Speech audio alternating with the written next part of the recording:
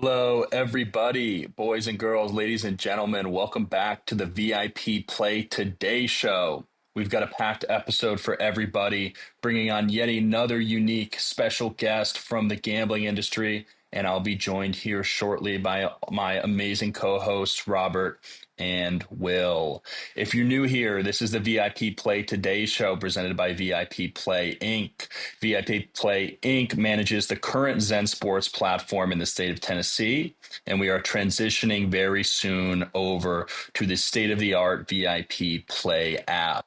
The VIP Play app will be available soon in Tennessee. It will offer more than 200 plus sporting leagues to place wagers on.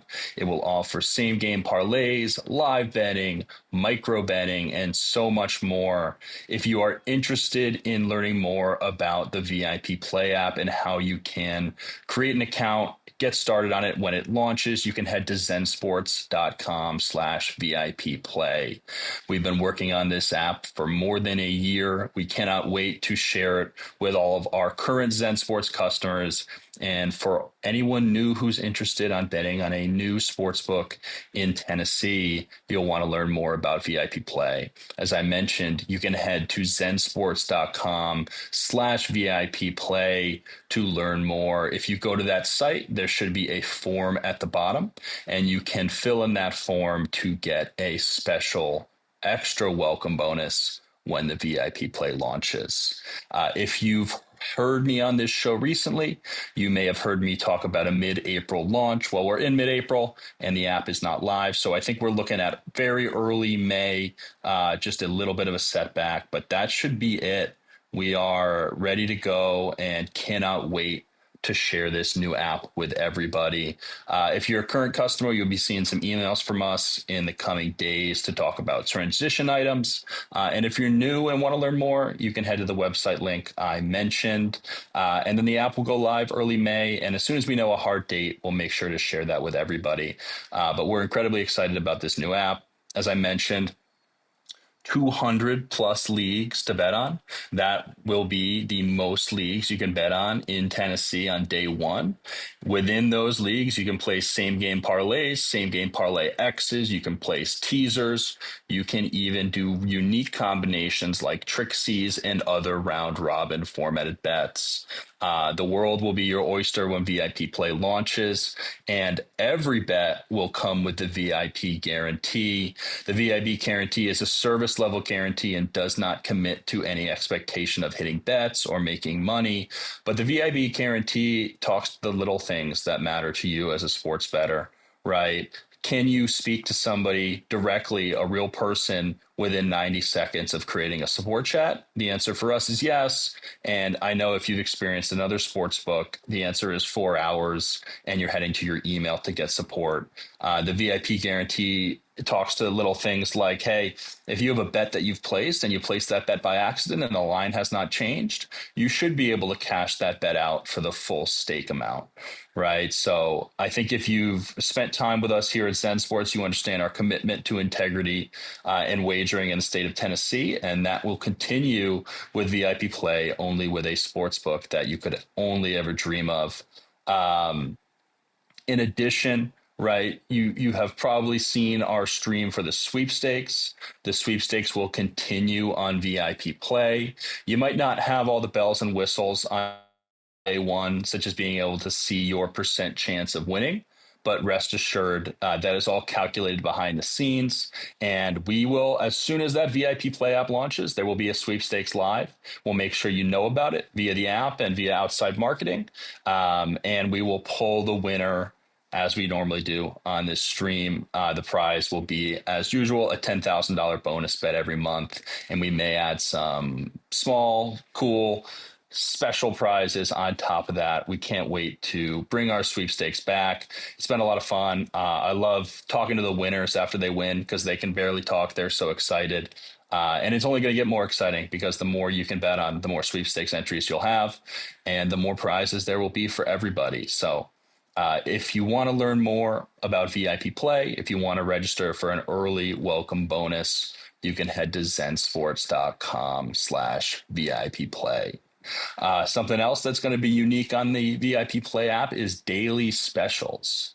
So we'll have 5 daily specials every day, and those will be bets that are totally unique to VIP play, totally bespoke bets, bets that fit within the scope of what is wagerable on, but maybe in a unique way, such as, hey, we know UT is starting their season for football in a few weeks. Let's put out a daily special to say, hey, in the first 3 games of the season, UT is going to score a combined 80 points, right? We'll be able to give you a line on that. You'll be able to bet into that market. And that's just one example of a daily special bet you'll be able to make on VIP play that you would not be able to make on any other operator in the state of Tennessee. So I'm sure you can't wait. We can't wait as well.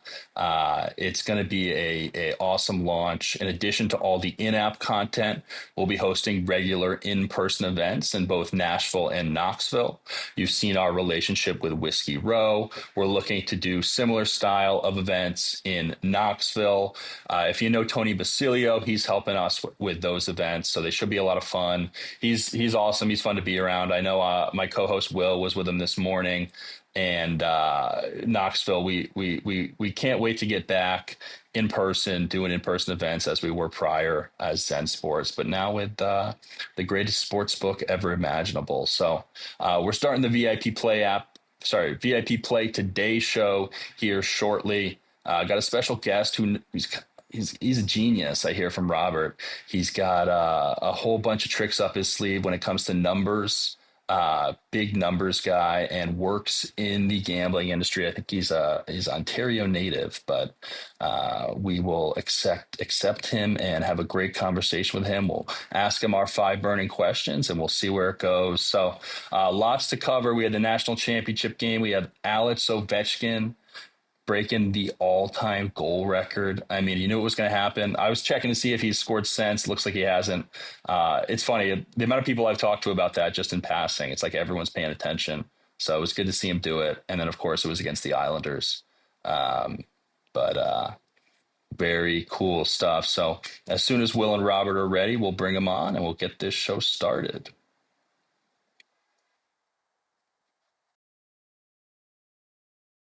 Let's do it. We got Will. We'll bring Robert on in a second. Will is coming on here shortly, doing some. Oh, I guess we got some UT baseball to talk about too. UT threw a new no hitter against A&M recently, and then unfortunately those next 2 games didn't go their way. UT baseball is doing pretty good though. Can't complain if you're UT. All right, Will, let's bring you on.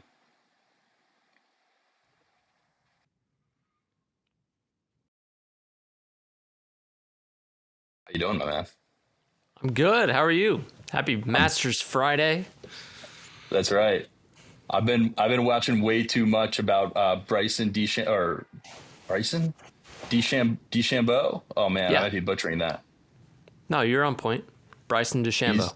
Yeah, he's got quite a funny YouTube channel. He just did the Can I Break 50 with Matthew Stafford, so that got me into his content.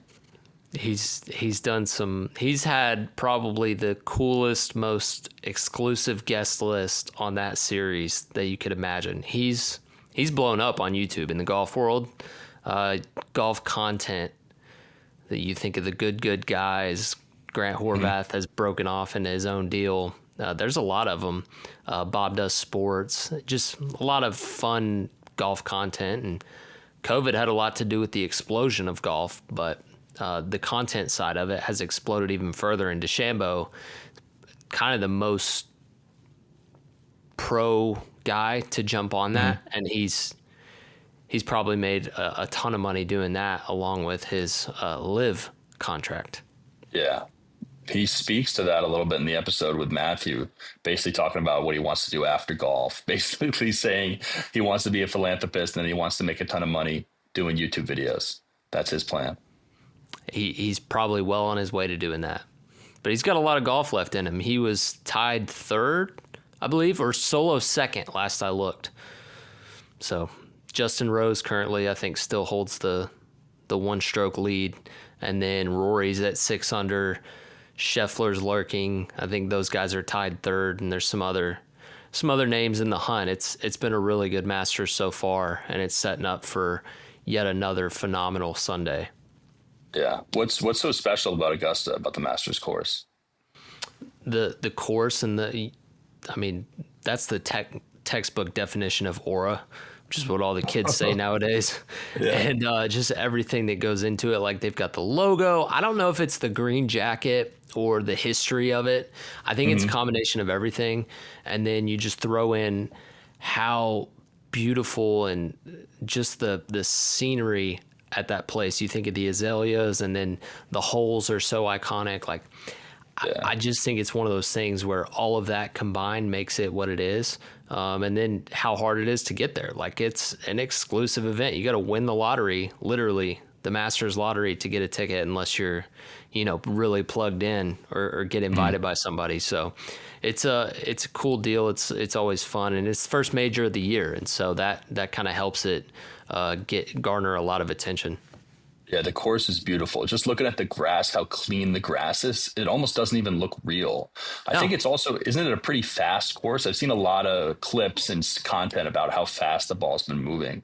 Well, the greens there, it's one of the toughest places to putt in the world. And so it presents a lot of challenges, but if you don't have your putter on, you have no chance. Yeah. I mean, that's like the penultimate golfer decider is, can you putt when the pressure's on?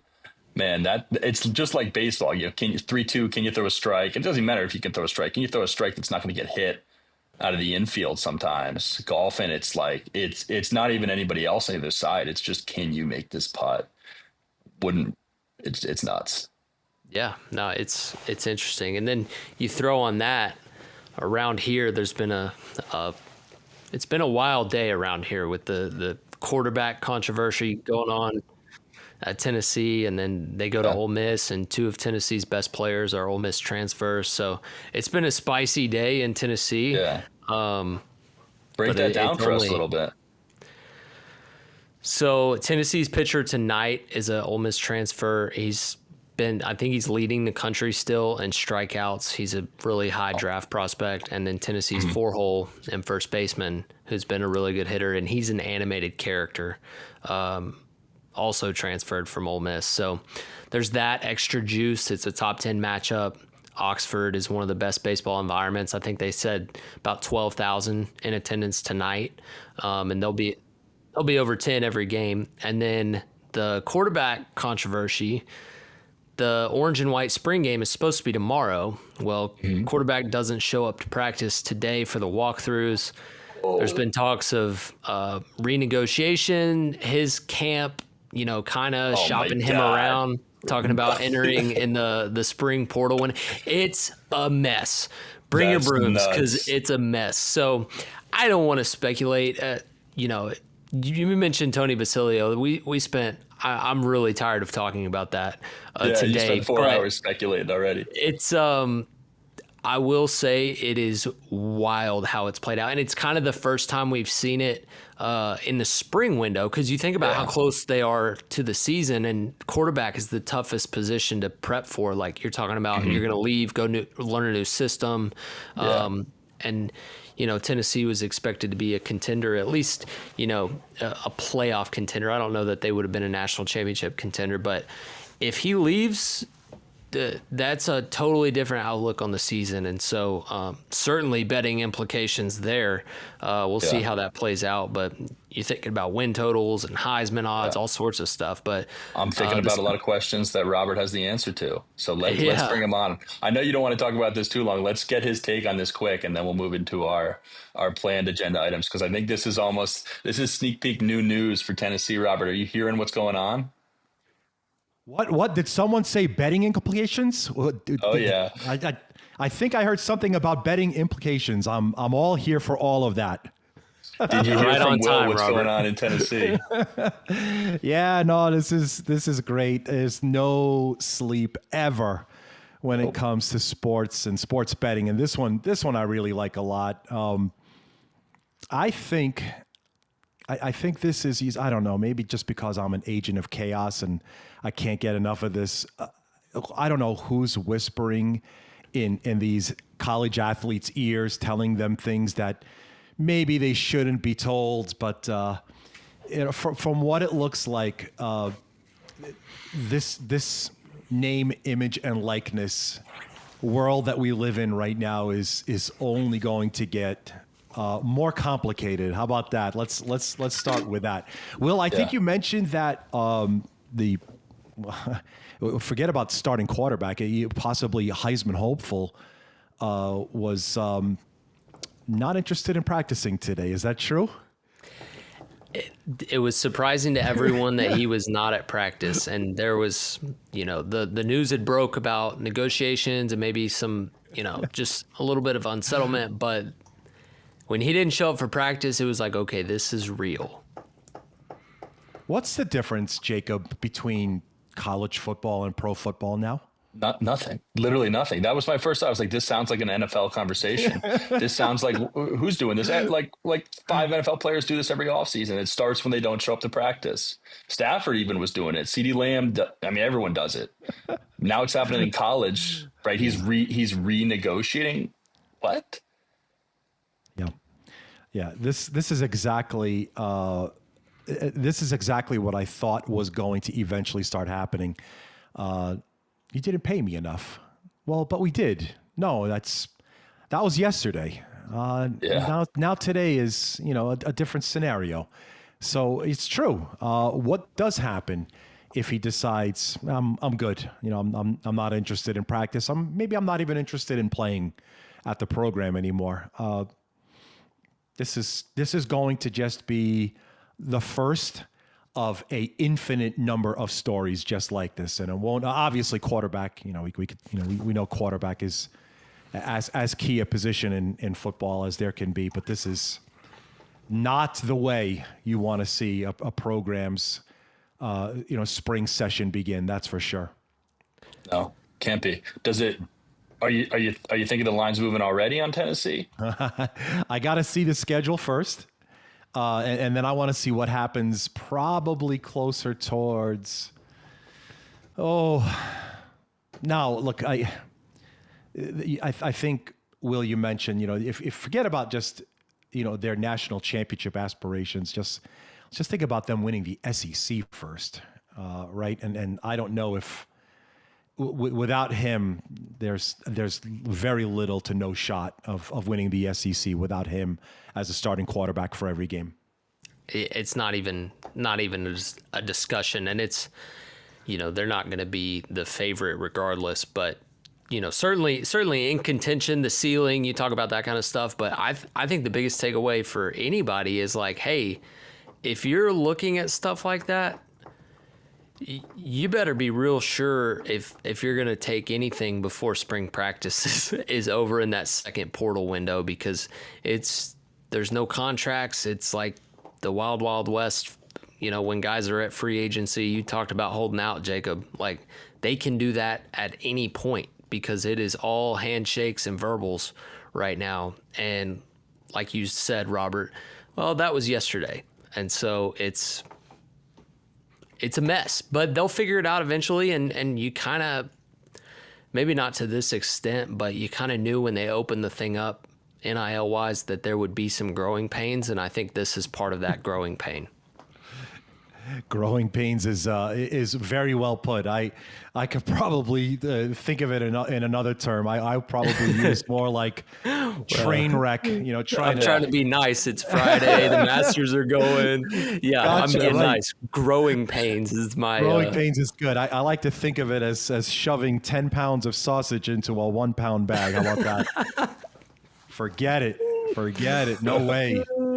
I can't see this working out well for anybody. I mean, he's going to go to a new program potentially and have to learn a new offense. They're going to have to rebuild the offense around this guy. Tennessee's going to have to rebuild their offense if he potentially leaves. Oh man, it's all about the money now. So it's late. We could plan it out like right now. How could you tell me this isn't a future that you can't foresee? NCAA is no longer set up in conferences, right? It's the East, it's the West, and those are the conferences, and you've got 24 in each, right? 48 schools, and then just pair it out from there. That's it. This is how the entire the playoff format is going to be. Are you talking about delegation too? Why not? Let's do it. That would be pretty Absolutely. cool. I mean, Yeah. No, hey, listen, I you could don't get behind belong. that. Go to the FCS. I don't know. You just, or you could Yeah. be like Notre Dame and just say, yeah, you guys go ahead and figure it all out. We'll be our own thing here. And it seemed Yeah. to work out pretty well for them last season. We'll stick with NBC. You guys figure it out. What a deal. Delegation. Whew. So Or college football has its own deal going on. We just wrapped up college basketball. What a Yeah. crazy final game between Florida and Houston. I'm going to show the win probability of the game here on the screen. Okay. Everyone knows what happened. I'm bringing up the win probability as shown by ESPN. Florida down, 12 with 15 minutes left? And then 16 seconds left on the game. Houston turns the ball over on every possession they have. Robert, is this the biggest choke of all time, or does Florida deserve some credit? Look, a lot of people can, it all depends on, I guess, many things. I would probably think that if you're looking at this from a betting perspective, and that's the way I look at it, that's kind of the way I look at everything. With 15, I'd say about 15 minutes left. Yeah, you're right. They were up 12. It was like 42-30, right? Yep. So the Gators had 6 fouls and the Cougars had 2. At that point, I'm thinking the in-game line, I was probably settling Houston almost near double digits as the winner. Eight probably makes about, the right number for the in-game line at that time. Pretty much, you make a number like that, you're pretty much, as a bookmaker, saying it's a wrap. Yep. We're good. This is, the way things are, especially with the fouls. Houston just ends up playing their way into a national championship. What happened? Well, we saw what happened, right? I think, we could probably just go to Coach Sampson and start to take a look at how everything unfolded. But I think everyone wants to take a look at, really like the last 20 seconds. I think before we even get to those last 20 seconds, though, Jacob, there's a saying where, especially in basketball, that every team makes a run, right? Especially in a championship game, that there's going to be a run, at some point in the game by both programs, by both schools, by both clubs. I didn't expect it to go this way, and in the way that it unfolded. It seemed almost like a tale of 2 completely different halves. Mm-hmm. I don't know. It's, if there's a way that you want to look at it, maybe the calls were simply going into Florida's way, or the program just simply figured out someone to attack. Yeah. I think that's actually probably what happened. Martin and Will Richard, they were elite, pretty much the entire second half. And they just started to put really great ball pressure throughout. And I think that's really what started to turn the tide and end up getting the game to where it was with, minutes to go. So I think it speaks a little bit to the depth of Florida. Oh yeah. Right. To be able to hang on in the second half. Absolutely. Houston's got some superstars, some big players, but Florida's got a pretty good team. I know Florida has some superstars too. But the depth, right, allowing them to hang on late, not buckle down, buckle down, but not break, and rely on some fresh legs. Will, what's your take on the end of the basketball season? That's kind of what Florida did throughout the tournament. I mean, they were much deeper than most of the teams they played, and they played from behind in several of their bigger games. I think back to Maryland. They were down to Auburn at halftime as well, and they just leaned on teams. And they had, you mentioned Martin, who's probably the most underrated player that they had. He was elite, and Richard was hot in that national championship game. And then Clayton, for as bad as he played, made a couple clutch ones late and just made the plays. If it wasn't a shot that he made, he was making the right plays late. And so, my question would be, is Houston's collapse worse than the one they were a beneficiary of in the Final Four? Because Houston was dead to rights before that game, and Duke coughed it up, and then they kind of turned around and returned the favor to Florida. But I give Florida more credit just because it was a little bit slower of a grind to get back into the game. Like Houston went on like what, a 8-0 run in a matter of like 20 something seconds, and Florida kind of crept their way back into it, which is really tough to do when you think about Houston's defense and how they control the ball. But like you said, Houston, that ball pressure, they were not able to control the ball, and even if they were getting to the end of the shot clock, they weren't getting shots off. I think their last 3 possessions, they put up 0 shots, and so I tipped the cap to Florida just because I think they kind of had the it that it takes to get through a tournament like that, and it just kind of felt like, hey, this story is not over yet. I thought Houston would hang on, but Florida made the plays and made some big shots. So it's, any national championship game, I think you got to give credit to the team that won. But if you're Houston, that one's a tough pill to swallow because you definitely choked it. You had it and you choked it. Like, let's call it what it is. That's tough. I mean, we talked a lot about this tournament, and I got to say, Robert, you had some pretty good takes, both on the number of teams to reach the Final Four from the SEC, as well as you were pretty keen on Florida winning this thing. So you really called this thing well. We had 2 number 1 seeds. Florida takes them down with a crazy ending. But Robert, you've got your early, and let's be clear, you've got your way too early top 5 for next year. We're staring right here at how 2024 closed out. I guess maybe it's 2025. I don't know which year this falls into. He started in one year, ended in another. What's your top 5 for the next basketball season? Now, look, this is way, way, way too early. And I'll go ahead and preface this by saying it took several rewrites for me not to include St. John's in this top 5. Oh boy! All right, because there's still some rumblings as to what is happening right this very moment with the number of players that are, visiting Queens right now, and some of them are All-Americans. From what I'm reading, and this is, nothing. These are visits, right? And so nothing means a thing until they're actually committed. Although there's a lot of great players that are already committed. Let's get that straight. However, they're not in the top 5, all right? So I'll cut to the chase. St. John's not in my very, very early top 5. However, someone that is in the top 5 is the program we're talking about right now, right? And it's Houston. For now, I'm probably going to project Milos Uzan to go pro. He's, I think, top 50, if not higher, in a lot of publications' NBA draft rankings, right? So if he decides to go, still no problem. I'm assuming that he's going to go. If he stays, then I even like Houston even more as my number 1 program going in. Kelvin Sampson, he could probably, search the portal for an experienced point guard, if and when he decides to leave. But they're bringing in one of the most elite recruiting classes in the entire country. 3 top 20 prospects are going to be on the program that were not here with this squad.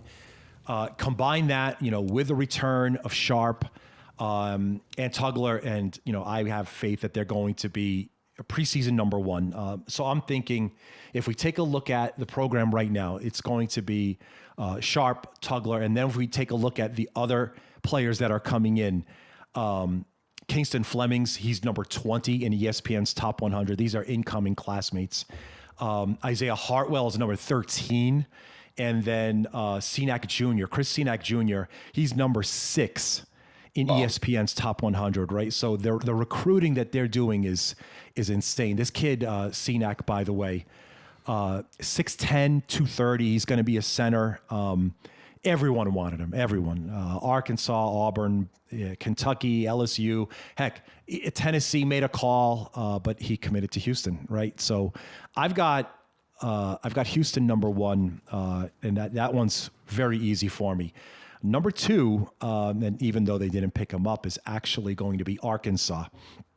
No, not because of the game that they played against St. John's. It goes far beyond that, right? They really surged Man, I got to stop doing this. I know our listeners are probably like, there's Kowalski with St. John's again. Arkansas, they really surged towards the end of the season. They've got their bid. They made their run into the Sweet 16 before losing to Texas Tech in overtime, right? So it was a really great peak run that they just, puttered out there at the very end. I think Calipari continues this momentum. 4 of the Razorbacks' top 6 highest minutes players from this postseason should return. Boogie Fland, Thero are projected top 50 draft picks. They're probably sticking around, and then the arrival of top 10 recruits, Darius Akif and then Malik Thomas also join, right? So they're going to be really stacked. And I think that the team that's going to play next year actually has even a better offensive tick to it than this year's. Wow. So there's 2.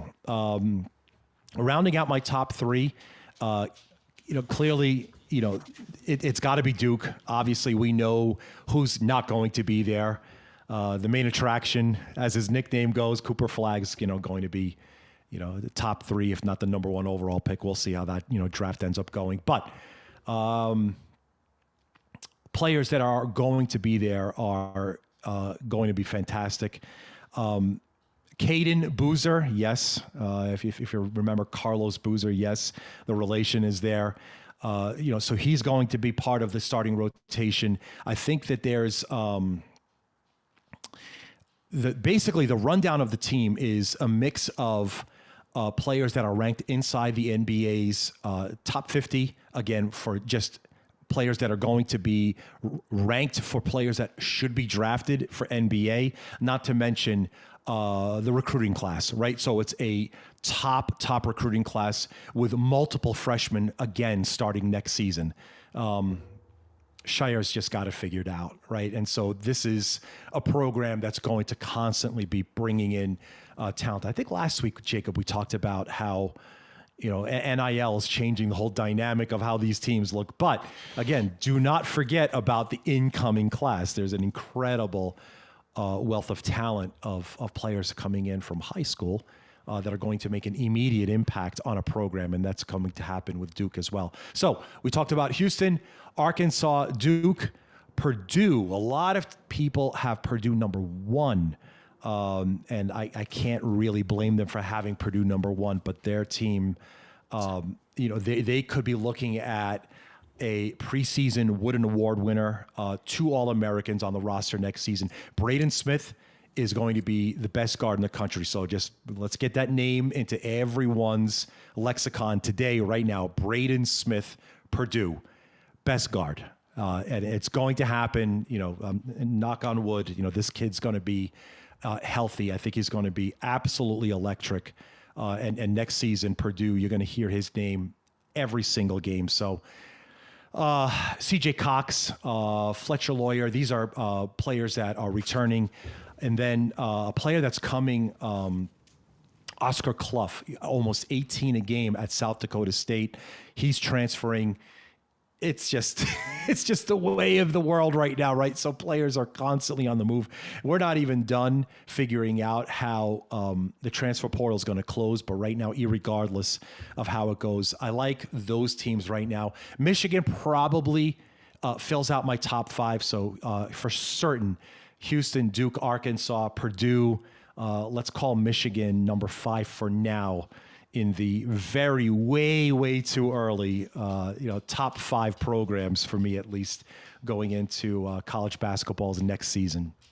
Man, it's got to be so much time tracking all these moves. I mean, you just nailed like 50 moves that have happened or will happen or are planned to happen. And the crazy thing is this is all going to change tomorrow. It's all going to change the next day. We got people holding out for NIL. This is a way too early list, but holy crap, Robert, you just gave a bucket load of information for people to make early picks on NCAA basketball next year, but not a lot of love for the SEC and no mention of UT or Florida. Alabama. I know. It's this is my doing. I don't think that we'll probably look to do anything more with Okay, look, hey, give me some credit for Arkansas. All right, I like let's Arkansas. do that. Okay, so yeah. all right, let's talk a little bit about some of the others. Maybe, man, What are you seeing with Kentucky? Kentucky's they- got to be there, right? So if we look at Kentucky's school right now, I don't look Mark Pope, John Calipari, right? There's two completely different programs at this point, but he doesn't need to be. I think Pope has his own brand right now.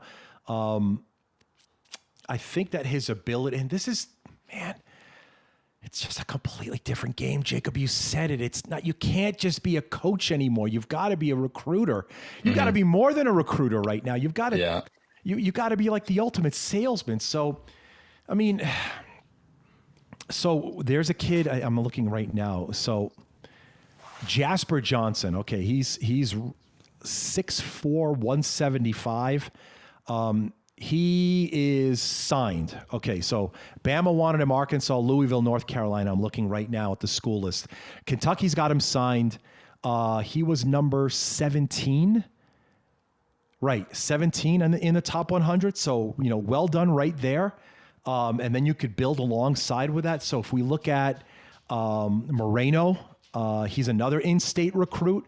But he still has to, fight off some really big time competition. Kentucky Pope, that is, right? Meanwhile, a Caden Lewis, number 25 out of Washington, D.C., one of the best point guards nationally.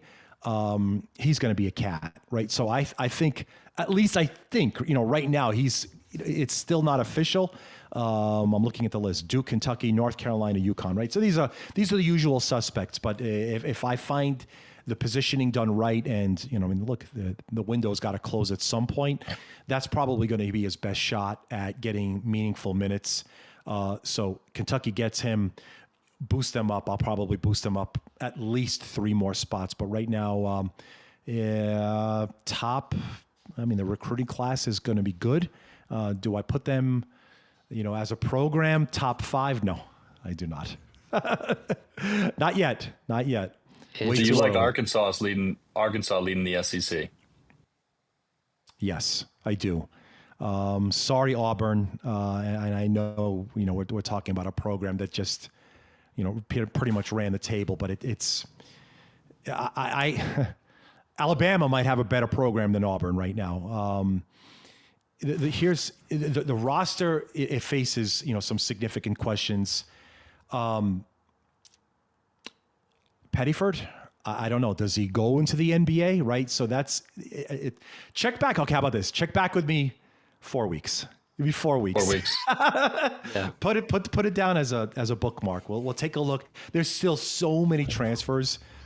Honestly, if we see the players that we're still talking about, and their visits mean so much, right? And that's actually, where we're at right now.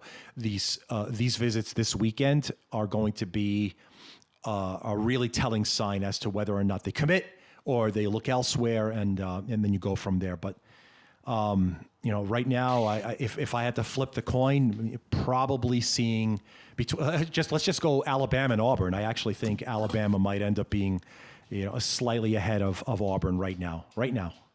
So you're telling me this weekend's important. So that means how good the university's Passover dinner is going to decide. Yes, absolutely. So I wanted to mention that, but you say 4 weeks. Top of your head, what percentage of players are going to switch teams or switch commitments in this 4-week period before we bring this back on the show? What's the percentage you think? Oh boy, at least 50%. It's crazy. 50% no, of these players. I might be low because there's, just because a program puts.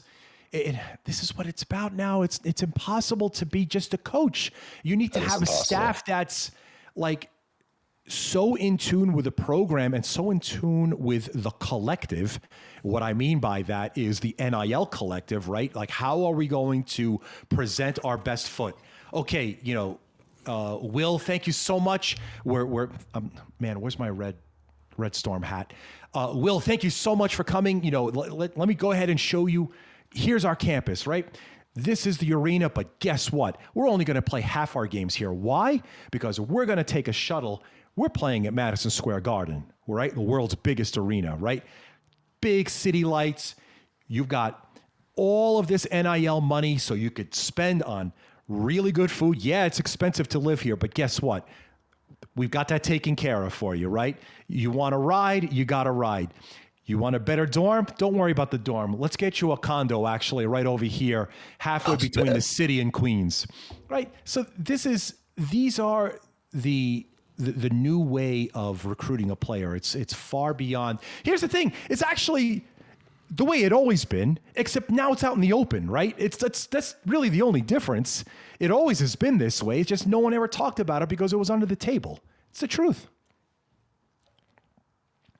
Lots will change. Lots will change. Jacob. Oh yeah, but I'm saying, why can't the great things about sports stay the same? And we've got one guy who has been just the best of the best for it seems like forever. I mean, I grew up playing hockey. This guy was the best player in the league. He got 42 goals this year. I'm talking about Alexander Ovechkin. And Alexander Ovechkin last Saturday, I want to say, last Sunday, broke the all-time goal record. He broke Wayne Gretzky's record, the record they said would never be broken. I think it's pretty clear the total points record. I mean, that one may never be broken. But Alexander Ovechkin scores goal number 895. Classic Alexander Ovechkin goal. Just takes the puck, catches it perfectly, shoots it so hard, and just right by the goalie on the left side. Is now the all-time goal leader in hockey. We talked a little bit about the Mount Rushmore of hockey players, Robert, but this event and him scoring this goal, putting him in the number one spot of all time. Where's this in like all-time hockey significance from your point of view? God, I love everything about this player because it's so much more than just the goals, in my opinion, right? Yeah, we talked about like, what my Mount Rushmore looks like. But I mean, look, it was a 31-year-old record. He breaks the record. He scores the goal. I could see it like it's happening, like right in front of me right now. He dives into the ice, goes into center, immediately just mobbed by teammates. It's NHL's just a great league, right? Gretzky, who's he's a great one, right? He's the leftmost position on the Mount Rushmore. He said, Gretzky, that is.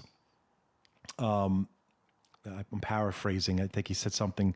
He said something about Gordie Howe. Yeah. So basically he said, when I was breaking Gordie Howe's record, Gordie Howe was there, right? And he said 2 years ago that if Alex gets close to my record, I'll be here. And guess what? Wayne Gretzky was there in D.C. to tie. He was in New York when he beat it. And it continues to pass down hockey's legacy. I think that's why I think the league is just that good. His legacy is it's perfect to me. For me personally, right? Because hockey is, it's more than scoring goals, right? It's like a really physical sport. Do you know? I mean, I didn't even actually know this. I wish I knew this when I was playing. You know that there's like a hits statistic, like you could actually track how many hits you get. Do you understand that Ovechkin is also 295 hits away from breaking the NHL all-time record? Oh, right. That's Shohei Ohtani level stats right there. No, the guy plays the game in the way, maybe that's why I'm so enamored by his style. It's a good point. It was like my game, right? It's the way I played it. I loved the physicality of the game, and I loved, just knowing that you ain't doing this by yourself. You got to rely on your team. It's much like any other team sport, but forget about it. With hockey, if you don't have a good basis around you, you're not going to put it together. He did, and he did it 895 times thanks to someone else setting him up just right. His legacy, Jacob, to put it final, it's more, and look, it's quantifiable, right? To say he's the greatest goal scorer of all time, because he is. He achieved his career total against, goaltenders, against defensive systems, and a depth of talent that Gretzky didn't face for most of his career. And for that, I put Ovechkin even into a higher stratosphere than Wayne Gretzky. Wow. I don't know. I don't know if I can agree with that. I can't agree with what you mentioned earlier in the fact of his physicality of playing the game, Yeah. and how that separates him as being not only just a goal scorer. Because I'll tell you, the moment of Alex Ovechkin's career that I remember the most vividly, obviously there's the crazy goals he scored when he was young. The goal he scored when he was on his back, where he looped the puck around. Yes, right? he did. That goal is like, it's so ludicrous that he was, and he scored many goals like this. But the moment to me that I remember the most fondly, or just remember the most, is him laying out Jaromir Jagr at center ice. I don't know if it was the Olympics, I don't know if it was the World Championships, but he had the audacity to take Jaromir Jagr and just absolutely demolish him. Like, this was the most clean hit. Just basically everyone in the stadium gasped at how hard he hit this dude. And he just, they both know it's part of the game. Geiger gets up. Ovechkin probably didn't even fall. But that's what I remember. That's the play I remember most about Alex Ovechkin. By the way, Jaromir Jagr, 53 years young. I still think he's playing somewhere professionally. I think he's still scoring goals somewhere. I'm sure he is. What do you think happens with Ovechkin from here? Does he play another year? Does he play more than another year? How many goals do you think he ends up with, if so? So his contract expires next season, right? And he has already indicated that this could be his once that's up, that's going to be it. Honestly, if he's healthy enough, it's possible. Maybe he goes and finishes off everything in the KHL with Dynamo Moscow. It's possible. But look, bottom line is this: no matter how it goes, if he finishes out this season, takes a run at the cup, because the Washington Capitals are really elite right now, probably only behind Winnipeg right now in terms of a power rank. If I had to put them, he'll play next year. Maybe he'll say, this is it. This is my my swan song. I'm looking forward to seeing everyone for the last time, and he's going to retire, and then put him on the express train for the Hall of Fame. Unfortunately, he's got to wait 5 years, but he's got a golden ticket there. So I actually think that's going to be it. He'll run this season through. He has one more left in him. That's probably going to be it for him in the NHL. You think this year, maybe one more year? I think if they win it this year, he'll probably step away. But I could see him playing another year. I mean, he's got a lot of energy left. Oh no, absolutely no. He's got a motor that, God, it's just the caliber of athleticism that we have today. That's why I mentioned why I think he's proven more to me than Wayne Gretzky had, because of who he's had to play against, the strength, the speed, the size of today's athlete is just so much that 39 is young. I mean, just the season he's had this year, 42 goals.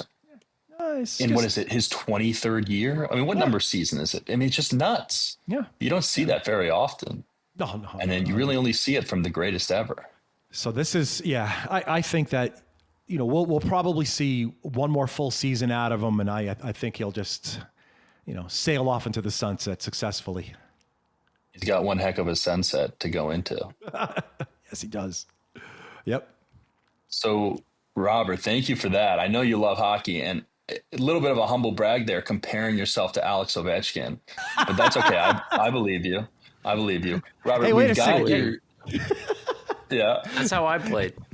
Yeah. No, Will was like Chris Hill. I've never heard Will compare himself to Chris Hill. I'd probably get closer to that than Will would. Erase that. Yeah, we'll go back, right? This isn't live. No. Robert, we've got your special guest ready to go. Do you want to do the honor of introducing Mr. James Falco for all of us? Absolutely. Yeah. James is a very, very long time friend of mine.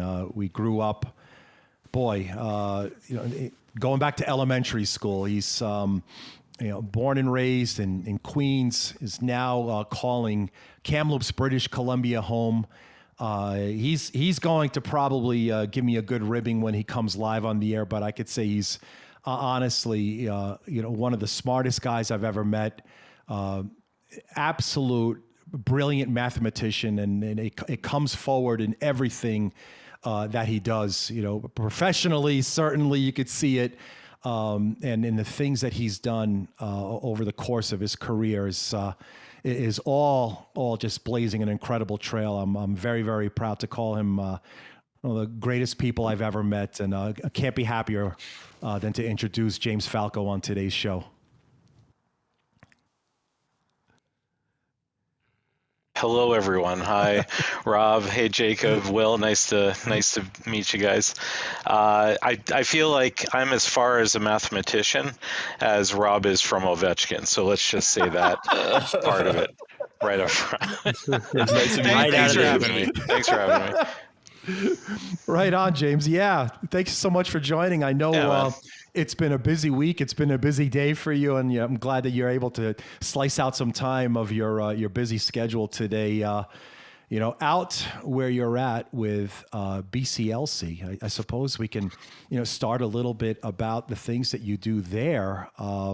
And tell everybody here on the show and everyone that's listening in a little bit about what you do at BCLC. You've been there for some time right now, and I know you've transitioned a little bit more into the realm of sports. So take it away.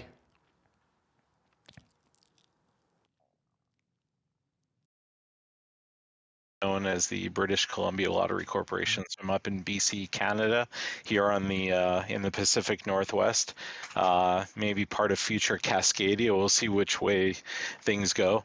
But I have spent about 22 years in customer care, customer service, customer experience roles, both at previous employers and here. And then less than a year ago, I took on the role of player experience manager for iGaming at BCLC, particularly our website, playnow.com. And we're a little bit unique compared to, say, Ontario, which you guys probably have talked about, in that playnow.com is the only legal regulated gambling site. We don't have an open market in BC at this point. And so BCLC is kind of a unique entity. It's a Crown Corporation. It's basically a semi-private corporation under the auspices of the government provincially, and it manages and conducts gambling for both the lottery, oversees the brick and mortar casinos in the province, and we have the online presence, which includes sports among other products like casino, poker, bingo, all that kind of stuff. So that's kind of it. So fairly new in this role, but certainly not new in the customer experience sphere. That's awesome. That's super exciting. I know what you're talking about with Play Now. I think what is it? Alberta follows the same mechanic.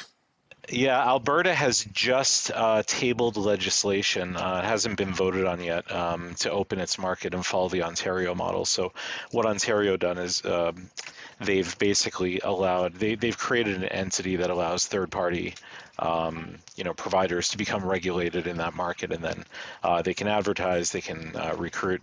Otherwise, it's kind of region locked. So if somebody from, say, Manitoba wanted to sign up for one of the providers in Ontario, they're not really able to, not legally anyway. So it's half the country is kind of doing the model that we have, which is like one legal option in town, and a few of them now, Ontario and Alberta, have started considering an open market.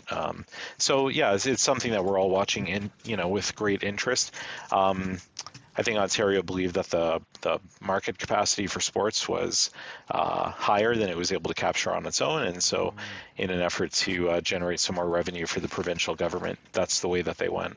So. Well, they've got like 85 operators there now. They've got the most nuts. Operators of any market. What are you hoping happens for British Columbia? Well, personally, I mean, officially and personally, I think that Play Now does a really good job of serving the customers in this area. I think that we're doing pretty well in terms of satisfying our customers. Our player feedback seems to indicate that. Market share wise, we know that people are going to play on these gray market sites, as we call them. But they've been doing that for years. So the only difference that would happen if BC followed suit to open the market is that we would be recapturing a little bit of that revenue that's currently going to other offshore operators if they decided to operate legally within the province. As it is today, people are playing at those sites, and we're not getting any of that.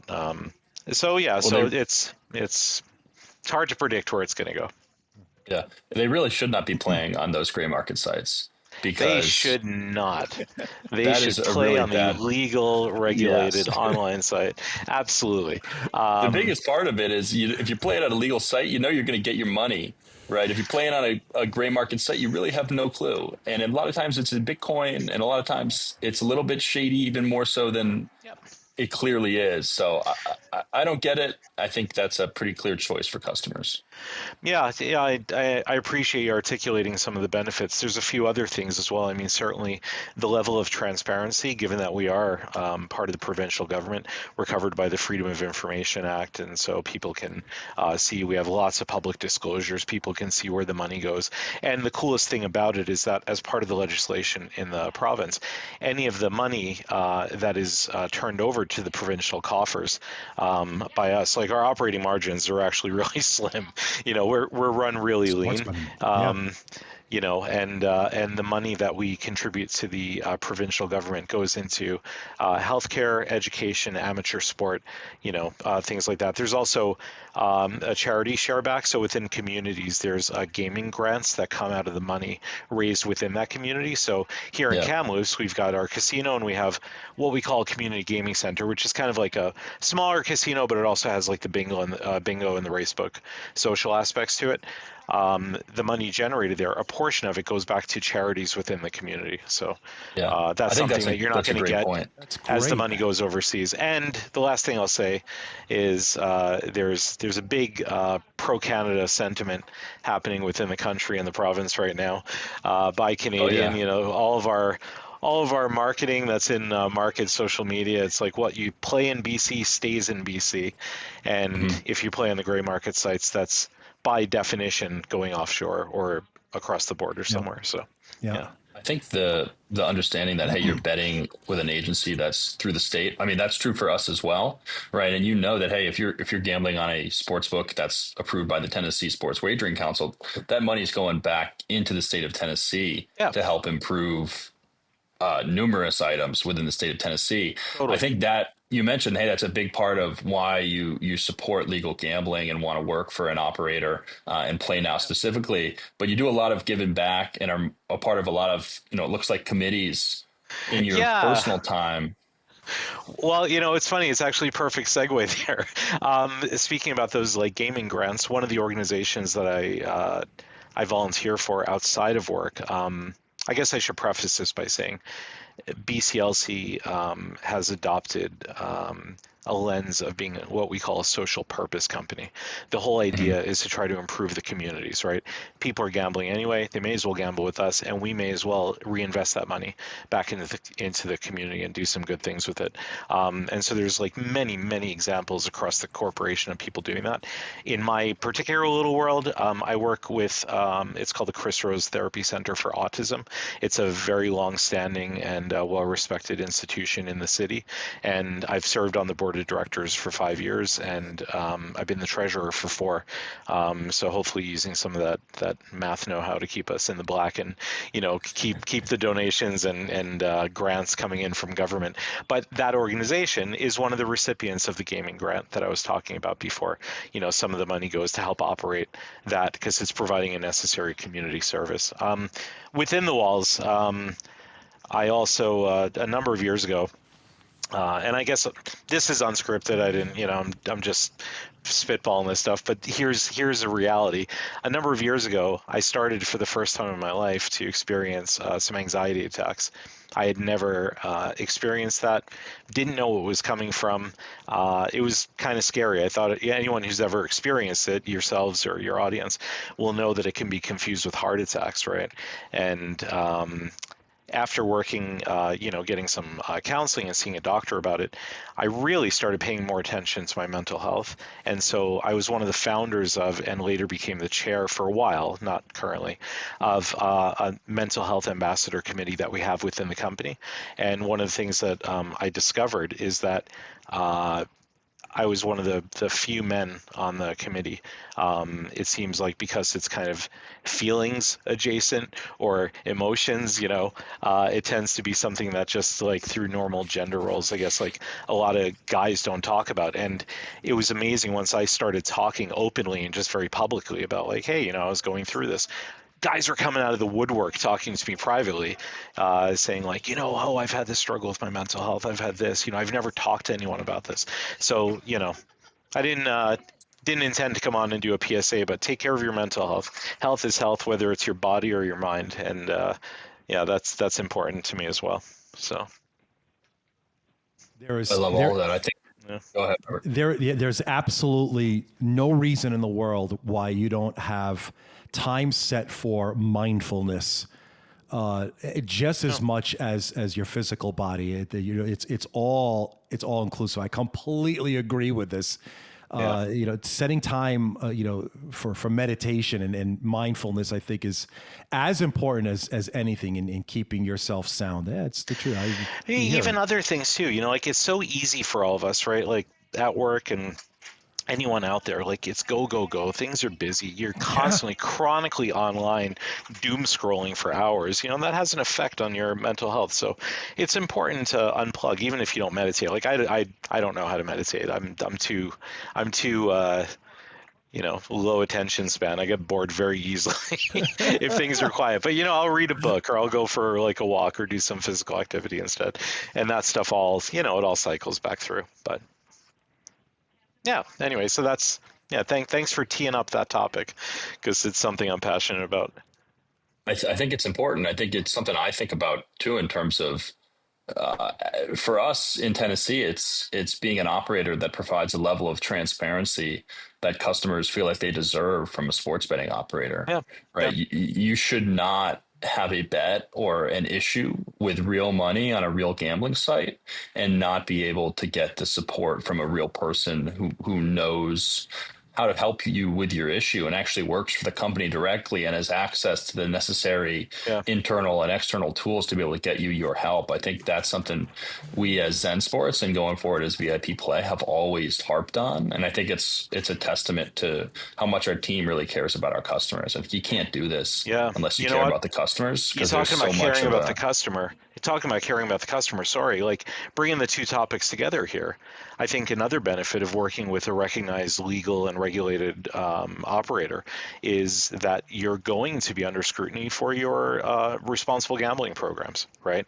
And, it's not just going to be like a fake AI generated logo that some fly-by-night organization slapped on the website that goes to a 404 page, It's going to be real and it's going to be backed up with actual programs, information that are vetted. At BCLC, we've got the GameSense program, which has won all sorts of industry awards. It's been licensed. MGM down in Vegas is using GameSense programming, which started with BCLC, right? And it's in play in various markets across the U.S. and Canada as well. So, and that's important too because, speaking of mental health, there are customers who don't know how to use the product responsibly, right? And so, we've got a duty to try to educate and do as much preventative as we can before it becomes a problem, right? Absolutely. But not to take away the fun. Like, you still want you to gamble your face off, but just within your budget. I don't know if I would say gamble your face off, but I would say gambling is fun. It's definitely something you should do for fun. But I'm just we have teasing, customers who I completely understand. We have customers who have other. We have customers not specifically, but basically telling me, hey, you have this event. I don't drink alcohol. So now that I know that, Yeah. it's important to me to actually take that into account when I plan our events, right? And we have more customers than I would have ever thought who are intentionally not drinking alcohol. And I think that's Absolutely. amazing, right? You're taking a stance here and doing something is not healthy for you. You can't control it, even in moderation. It always seems to creep up. So stop doing it. And I'm so overly nice to the specific customers who have told me that, because first of all, I feel honored that they're willing to tell me that, but I Yeah. also I want that to continue, and I just feel like it's kind of hard to make that switch and really cut something out like that. Yeah. So, and customers say the same thing about gambling, and there's no issue there as well. Yeah. Well, James, it's been really incredible seeing another member of our gambling community, although not in the same location clearly, but sharing kind of the same morals and beliefs as we do. It's been fun bonding over this, but it's time to take a step in the other direction, maybe. Okay. Your buddy Robert has put together a segment we like to call the 5 burning questions. Okay. And these are tough. These are questions you're not really gonna know initially how to respond to. They're gonna eat at you slowly and surely, and he's gonna ask them back and back and back and back. And I don't know. I think you can handle God. it, but we'll let Robert be the judge of that. So Robert, can I use the internet? Can I use Google for any of these things? There's no Google. There's no internet. Hands up. I'm watching your hands, hands on the screen. And if you think that you're going to get some kind of like an easy pass because I've known you for so many years, you can absolutely forget about it. If anything, it's only going to get worse now. Just keep in mind that I've got the receipts. I've got blackmail on you that I can easily share. So take it easy. But go ahead. All right, let's go. 5 burning questions. Okay. For Mr. James Falco. Let's start off with number 1. This is ease right into it. James Falco, what's the best sandwich? Oh, I see what you're doing. Okay. Yeah. All right. Okay. Yeah. Super burning questions. Okay. Let me close my calculus primer here. Hold on. Okay. Best sandwich. Son of a gun. So this is going to sound horrible, but my lifetime number 1 Hall of Famer is just a straight up peanut butter and jelly sandwich on white bread. Rob has known me since 4th grade, and he will attest to the fact that I ate a PB&J every single day for lunch from grade 4 till grade 8. And that was it. One day, my mom sent me with a thermos with like ravioli, and I freaked out. I had a stomach ache. I wouldn't eat it. Obviously, there are issues with me, but it's got to be like Welch's Concord grape jelly, none of this jam, no seeds, and it's got to be smooth peanut butter, no nuts in the sandwich, no nuts. PB&J. It's the same sandwich since 4th grade, isn't it? Yeah, it's wildly specific too. Realize that, right? We got no seeds in the jelly. No, and grape. Like I don't want none of this raspberry. No raspberry. Get the strawberry get this into out another. of here. Yeah. No, thank you. And you're lucky that I've grown up, because now I don't cut the crust off. I was gonna say, he used to cut the sides off. He wanted none of the crust, so it's like here's a burning question. Out. Here's a burning question back at you: diagonal sandwich or straight down the middle? I would say diagonal. It's got to be diagonal, right? If crust or no crust. Well, crust now, but it didn't used to be crust. See, for me, I only go diagonal on a sandwich when I'm planning to dip it like a grilled cheese in a tomato soup. Standard PB&J is just 2 rectangles. Anyway, number 2. What is the capital of Australia? All right. We get the PB&J a lot, but that is the best evidence we've ever gotten for the PB&J. Yeah. Well, we've got fully it a lot supported recently. The argument. Yeah, that's 2 weeks in a row on PB&J. But your reasoning was way better than Ben's last week. Yeah, Ben's. Yeah, he just kind of like limped in with the whole PB&J. No, this was like a surgical strike. He knew exactly. Once he realized what's happening, he's like, okay, you're gonna pay for that. Okay. This was not. Yeah. I'm actually right. I'm the one that's burning up right now. I'm out of cadence all of a sudden. I don't know how to even start off with number 2. What's Rob's like? Is it like a pierogi sandwich or something like that? Probably. No, knowing you is probably the croque madame. That's what your favorite. Oh my God, it is. It's the I know croque you. madame. I know you. Yeah. Anyway, let's go. All right.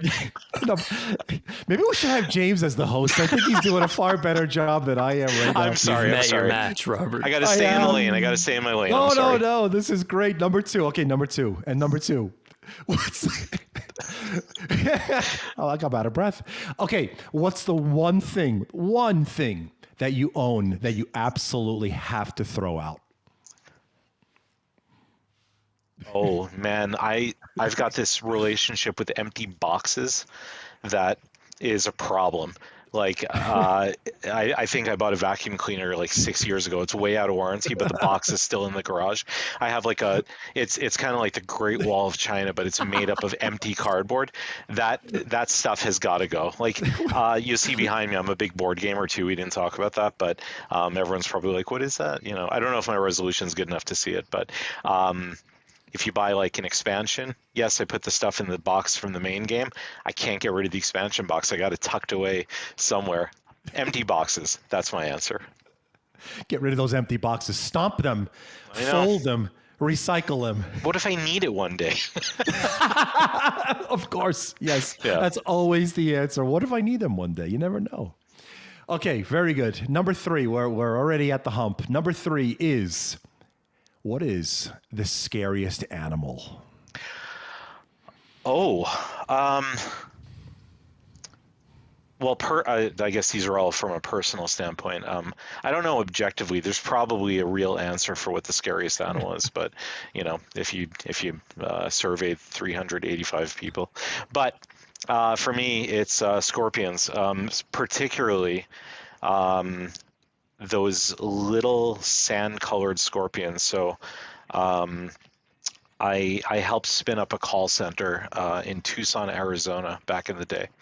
And I was there living in a Holiday Inn Express for about 3 weeks, I guess it was, on my stint there. And the carpets were beige and the tiles were beige. I was on the ground floor and I'm like, okay, I don't know if you're like a wrap your remote in saran wrap, wear slippers in your hotel room, but I'm like barefoot kind of guy, right?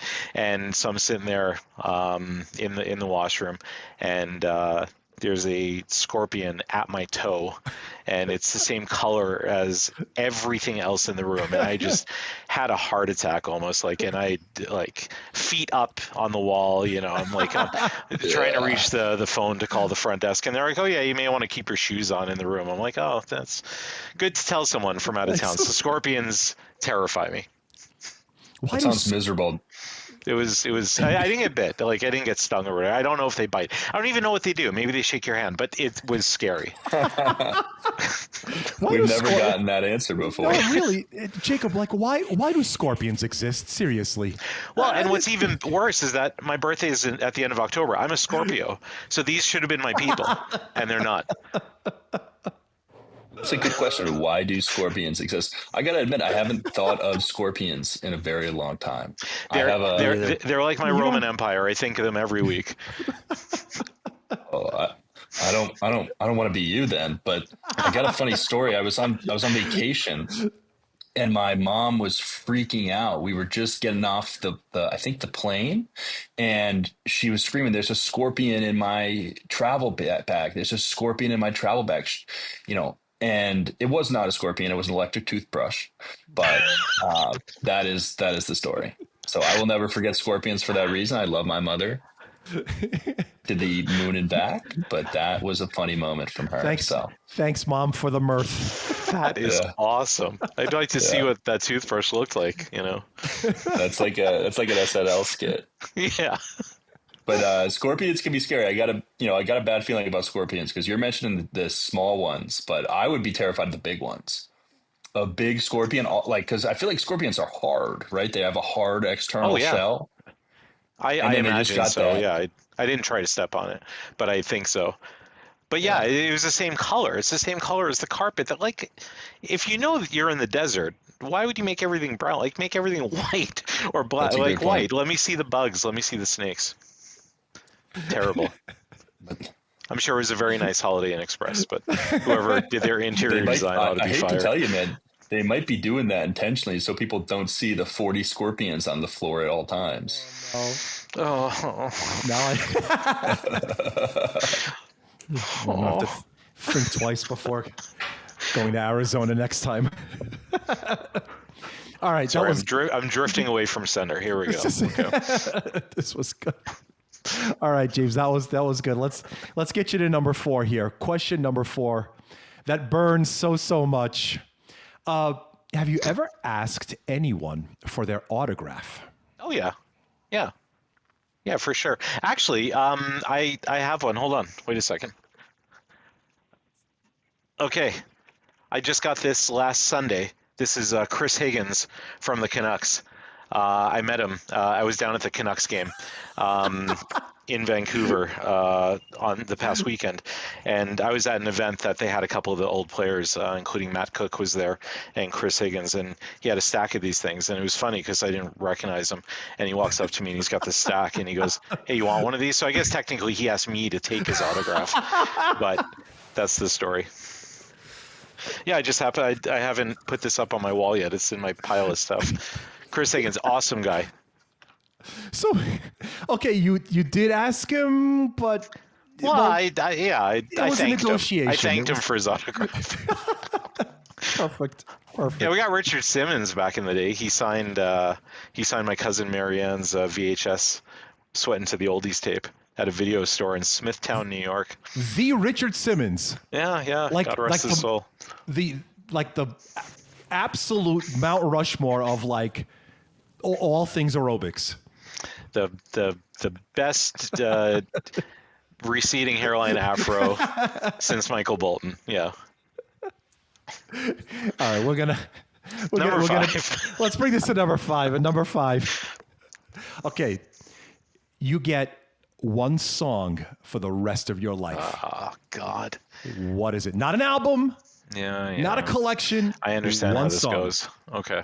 Yeah. I don't like this question. This sucks. I love music. My background, I've got a 3-monitor setup, and I painstakingly handcrafted my background out of the images of albums, and I've got like 600 of my favorite albums there. So I guess my strategy for this one is it's got to be long and varied enough to keep my interest.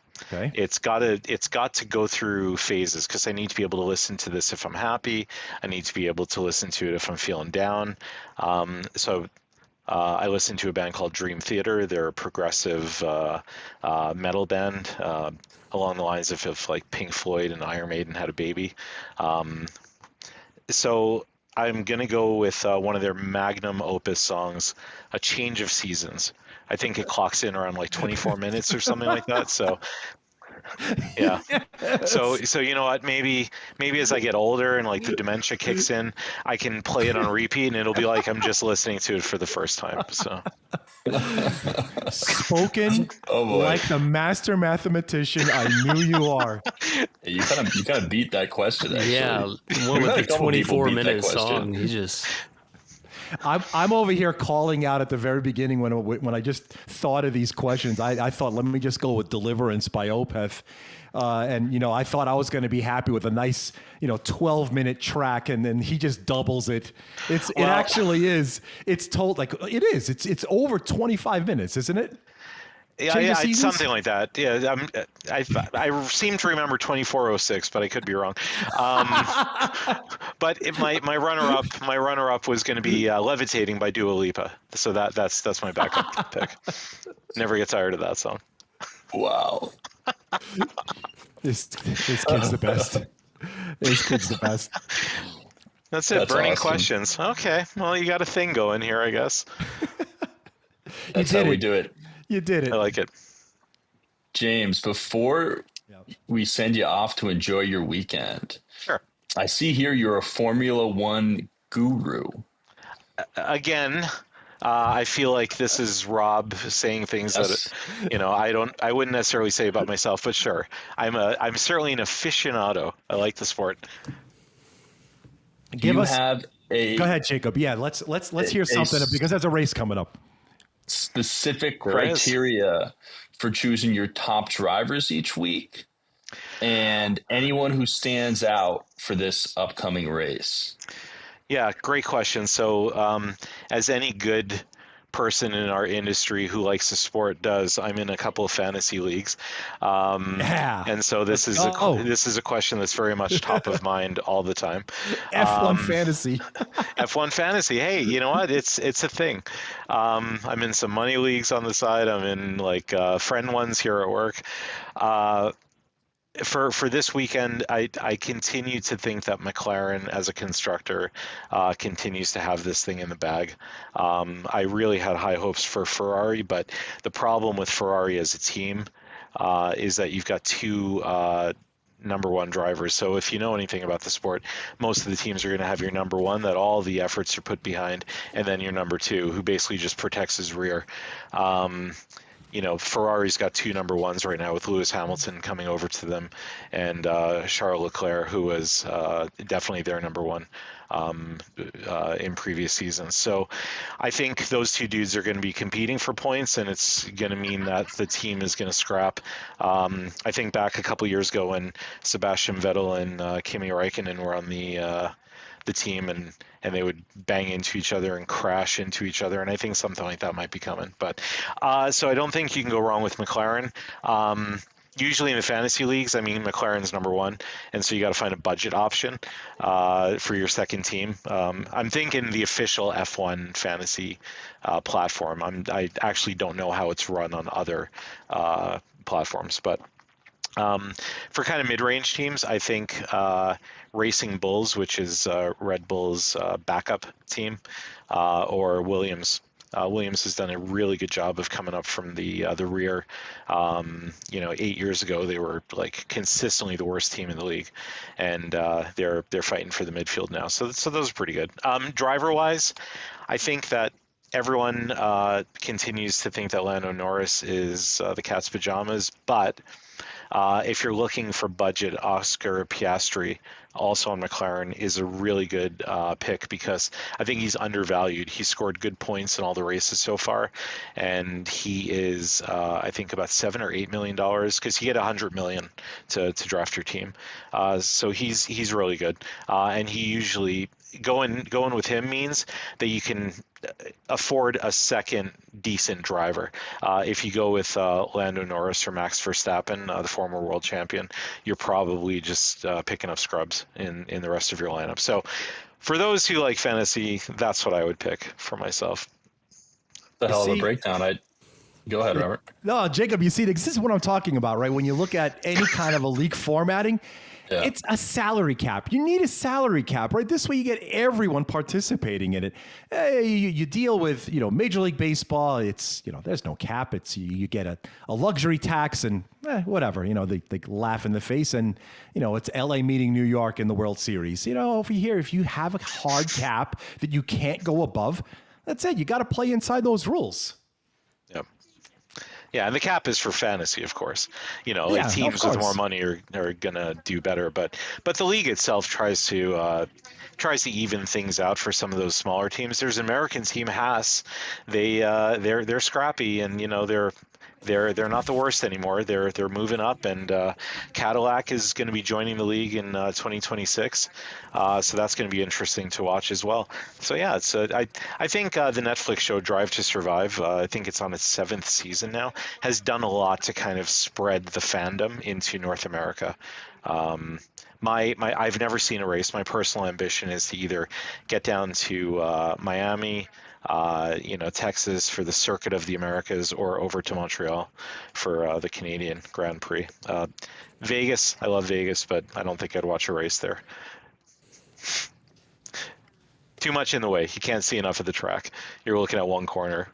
So, what's coming up? Bahrain. We have Bahrain is the next one this weekend. Yeah, so we're in the Middle East. Exciting stuff. I'm not too much of an F1 guy myself, but the fantasy aspect seems interesting. I never thought cool. F1 would be fantasized. Well, it's a weird thing to say, but fantasy F1, I've never played it before, but I might take a look. James, it's been Friday. It is. James, it's been a lot of fun speaking with you. Yeah man. Talking a little bit great. about the morals you share with us in terms of responsible gambling and gambling on legal operators. And we learned a lot about you personally, and you really conquered our 5 burning questions. So James, thank you so much for your time this afternoon. Have a great weekend. Thank you guys so much. And I honestly, like, I kind of observe what's going on through Rob and at an arm's length. I love what you guys are doing with your organization. I think that you're doing some really innovative stuff, and I'm eagerly watching to see what comes next for y'all. So I think you're onto something big here. Thank you for having me. Awesome. Thank you for the kind Cheers, words. bro. And thanks, James. There you go. Dziękuję. Cool. Very good, Robert. Amazing guest you brought on here. You got a knack. He really is. He's got it's so much that he can share from just so many different angles, right? And so I figured if we ever have an opportunity, and look, obviously, we could talk football every single week with everybody. But for a change of pace, especially now as we're just in between, that soft spot of the national championship game, which just happened on Monday, and of course the draft, which is coming up in just a few weeks ahead. I know we can literally spend the entire show on what's to come, including the Browns obviously not going to be drafting a quarterback at number 2. Now that you've taken care of the quarterback position, right, Cleveland Browns? What did the Cleveland Browns do now? Oh, not a big deal. It's just making sure that they've got Joe Flacco. I'm sure he's not signed to hold a clipboard. I'm sure he's looking to start every single game. Oh man, we've got one last item on our agenda here today: the Golden Nuggets. I don't think that's how we want to refer to them. But lots going on with the Nuggets, firing their GM Calvin Booth and coach Michael Malone on Tuesday, days before the season's end. They're 3-7 in their last 10, no wins in April, while Jokic is averaging ludicrous numbers: 45 points, 12.3 rebounds, and 10.7 assists, 2 years away from an NBA championship. Robert, what the heck's going on with the Denver Nuggets? It doesn't make sense. Look, I suppose we could look at, the win, which was an absolute must win, against Sacramento. They did pick up the win there. But it doesn't make any sense. I actually think that it's not so much a mystery, because if you have to let go of a coach that brought you a championship and brought you so much success, then something must have happened in that locker room. Will, you could probably speak to, probably better than any of us three here, what that locker room means and how sacred it is to, this collection of humans, right? It's really what it is. It's a social experiment that you have to balance on a regular basis. And he must have lost the locker room. I know that there was a game, what was it, Portland? I think there was a game against Portland that they just got run out the door. Portland's got nothing. They're lottery bound. They got bum rushed on the boards. They got outscored. They got blown out by Portland. And it was supposed to be the other way around. And if something like that happens, and, more probably just, I don't know what happens there, but if you're not getting the performance out of them that you expect, it's probably more than just, I'm not feeling good this day. If collectively no one's invested in that game or this week, I think that probably happens where there's a massive disconnect between the coach and the rest of the team. Will, what do you think? Basketball is the most, when you think of a locker room, it's the most intimate, right? There's not a lot of guys. And, the NBA as a league, the players seemingly have more of a say, more power, more influence than any other league. And if you're the Denver Nuggets looking at your organization, you sit there and, okay, first things first, we've got one of the best players in the world, if not the best right now, in Nikola Jokic. And yes, Malone, was able to win a championship at the helm. Yeah. But to your point, if he's lost the locker room, that ain't coming again. and you've only got a certain window with guys in their prime. And so, you're not going to get rid of Jokic, and you don't want to miss this window. So I think you have to be proactive in making a change. And, basketball is there's not really anywhere you can hide, because, football, there's a lot of, if there's problems, there's probably a lot of places you could look to first. And there's just more to the game. But you go get blown out against Portland, who you're man for man better than at pretty much every spot. It just can't happen. Like, you can have off shooting nights in basketball, but they obviously saw something much deeper than that and needed to make a change. And, the interesting rumor that I saw earlier today was Nate Oates was going to go out there and have conversations. And we've seen some college coaches move up into the NBA world, and it'll be interesting to see what they end up landing on, because Denver's not New York, it's not LA, it's not Boston, but you have Nikola Jokic, you have a good team around him with Porter Jr. and some other guys, and so I would say it's an attractive job right now for sure, but there's a lot of pressure with that. And so I think ultimately, because of who you have on the roster, you cannot throw seasons away. And so that was ultimately why I think they made the move that quickly. Was this shocking news to you guys? Maybe a little, because typically if you win a championship, you've bought yourself at least, a couple get out of jail free cards. But like I said, basketball is one of those things where it's so intimate and so small. And you think about the window of players' primes, and the West is certainly not getting any easier. And so they felt they had to make the change. So you got to commend them for having the stomach to be able to do that. I think, Robert, you've got to be right. It's got to be he's got to lost the locker room. I agree with Will here. I mean, look, again, forget about the bounce back game against Sacramento. You could have seen that coming from many, many angles, but 3-7 in their last 10, doors blown off against Portland, who's out of it. A very winnable game against the Pacers. I mean, the Pacers are, they're playoff bound, but you should be able to handle them, just generally speaking, across the board. And I mean, look, you got Jokic, he's averaging 45. So he's averaging a triple double with 45 points a game, right? Jamal Murray, okay, I get it. He's missing time. He's injured. Which it kind of explained the current skid to some extent, but apparently not, and looks like to me, is it a stunning move to fire a coach with more wins than anyone over the past 5 seasons, even more so than in the final week of the season? Yeah, of course it is. But you're absolutely, Will, great point. You cannot, there's no season in Jokic's career that you could just say, let's just wing it. Whatever happens. No, you're built to win a championship every single season when you have the MVP. He's the MVP in my, if I have a vote, he's the MVP. And you surround him and you put your best foot forward. And, you can't waste any seasons at all. And you're right.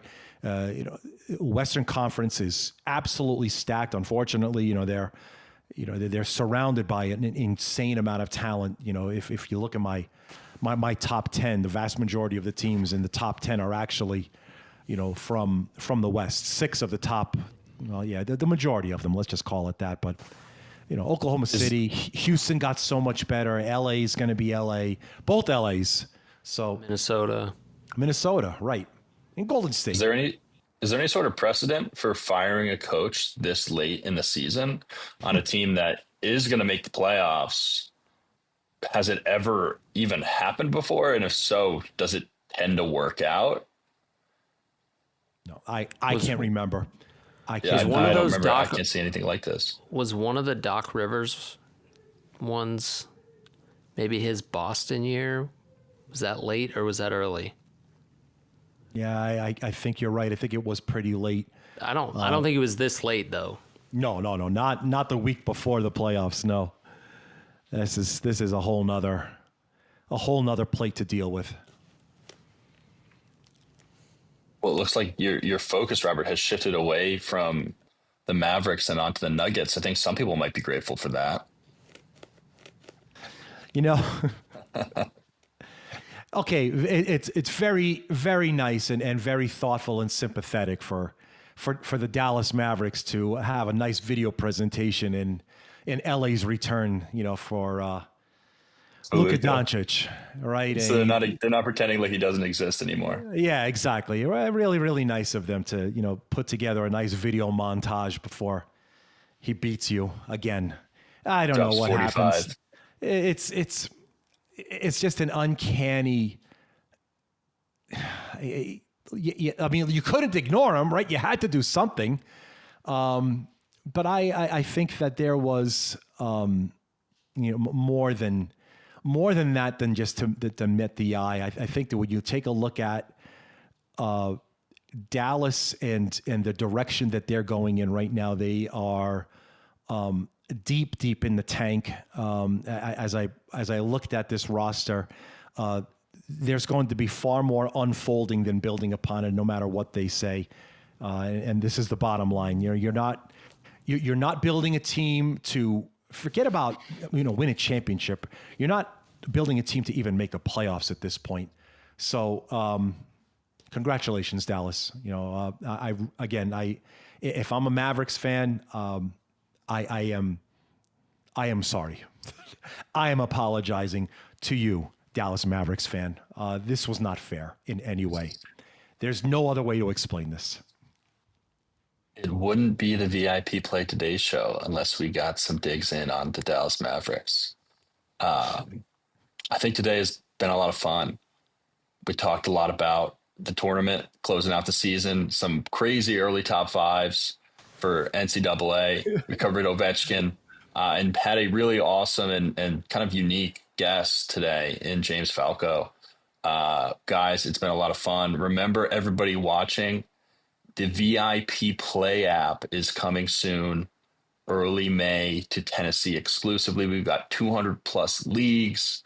We've got the sweepstakes every single month. And if you want to learn more about the VIP Play app or claim an early welcome bonus, you can go to zensports.com/VIP Play. With that, I hope everybody has a good weekend. I hope everyone stays happy and stays healthy. And we'll see you next time. Thanks.